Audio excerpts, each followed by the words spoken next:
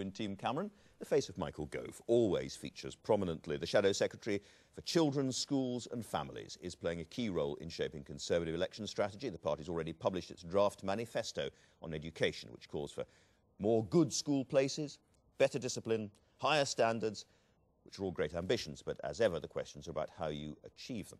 Michael Gove is with me now. Welcome. Good morning, Andrew. Good morning. I suppose one of the first places to start is the money, where your budget is not going to grow as the education system has grown used to growing budgets over the past. And you've got some pretty expensive pledges. You want 220,000 new school places in the most deprived areas.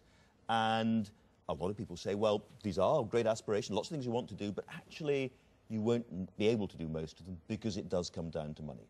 Well, we all know that the economic climate at the moment is pretty bleak. But one of the striking things is that the sorts of reforms that we want to introduce were introduced in Sweden in the 1990s, after a recession, and indeed in the aftermath of a banking crisis in Sweden, and yet they succeeded in making those reforms, and I believe that we can here. And another critical thing about the sorts of reforms that we want to introduce is that by having new providers in state education, having a degree of choice and competition for parents, you actually drive costs down.